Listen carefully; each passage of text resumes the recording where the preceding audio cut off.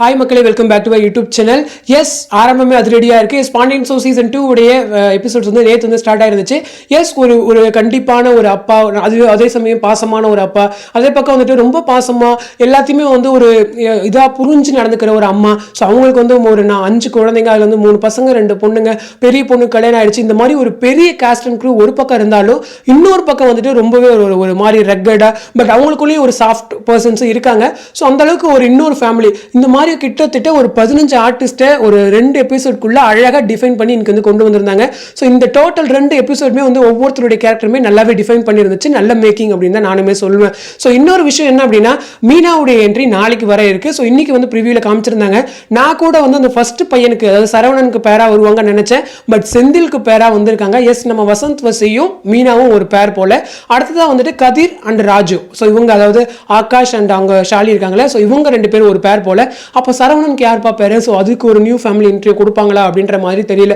So இன்னொரு பக்கம் அந்த குழலி கேரக்டர் இருக்காங்க இல்லையா, ஸோ ஹாசினி மேம் பண்ணுறவங்க, ஸோ அவங்களுடைய கேரக்டர் வேற இருக்கு. அதோடைய என்ட்ரி இன்னும் கொடுக்கல. பட் அவங்களுமே மேரேஜ் ஆயிடுச்சு. ஸோ அவங்களுடைய மாமியார் வீட்டில் இருக்கிற மாதிரி வந்து எபிசோட்ஸ் வரும் போல.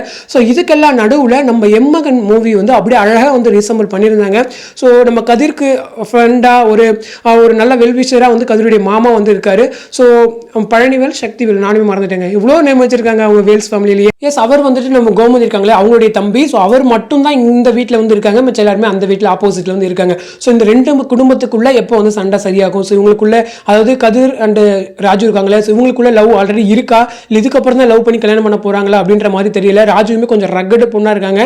ஸோ எந்த மாதிரி மூவ் பண்ண போறாங்கன்னு தெரியல. ஸோ இதுக்கெல்லாம் நடுவில் எல்லாருமே எதிர்பார்த்த விஷயம் இருக்கு. ஸ்டோரி ரைட்டர் வசனம்லாம் யாருப்பா அப்படின்னு சொல்லிட்டு, story writer and screen play வந்து எப்பவுமே நம்மளுடைய மேடம் பிரியா தம்பி அவங்க தான் வந்து இப்பயுமே வந்து ஸ்டோரி அண்ட் ஸ்க்ரீன் ரெண்டுமே மேனேஜ் பண்ணுறாங்க. அதே போல் இந்த டைம் வந்து வசனம் வந்து கிரீஷ் அப்படின்னு சொல்லிட்டு ஒருத்தர்கிட்ட கொடுத்துருந்தாலும் இசை வந்து வேற ஒருத்தர்கிட்ட போயிருக்கு. எப்போவுமே இசை வந்து காமனாக ஒருத்தர் வந்து இருப்பார், கிரண் சொல்லிட்டு. ஸோ அவர் தான் வந்து கொடுப்பாரு. பட் இந்த டைம் வந்துட்டு வேற ஒரு புதிய பர்சன் வந்து கொடுத்துருக்காங்க. பட் நல்லா இருக்கு, பிஜிஎம்மே நல்லா இருக்கு. ஏன்னா ஒரு நியூ பர்சன் மாதிரியே தெரியல, நல்லாவே வந்து கொண்டு வந்திருந்தாரு அப்படின்னு தான் சொல்வேன். ஸோ இதுக்கெல்லாம் நடுவில் எனக்கு ஒரு ஃபேவரட் ஆர்டிஸ்ட் இன் PS2னா நம்ம சிறுகடி காசையில் மீனாக்கு டப்பிங் கொடுப்பாங்க இல்லையா, நம்மளுடைய ரமணி மேம். ஸோ அவங்களுமே வந்துட்டு இங்கே வந்து வாய்ஸ் கொடுக்குறாங்க.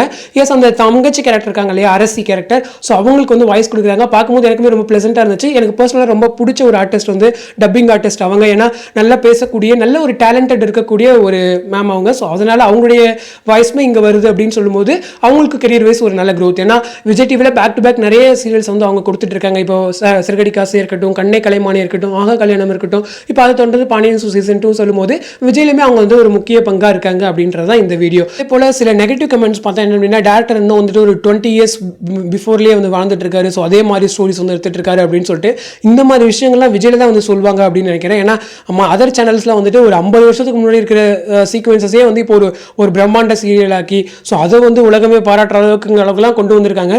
ஸோ அதெல்லாம் வந்து இந்த காலத்தில் இருக்கா அப்படின்னு கேட்டால் அவங்க எப்படி இருக்கு அப்படின்னு சொல்றாங்களோ, இந்த மாதிரியான கேரக்டருமே இந்த காலத்துலையும் இருக்கு, இந்த மாதிரி குடும்பங்களும் இருக்கு அப்படின்னு தான் என்னுடைய ஒரு வாதமே கூட.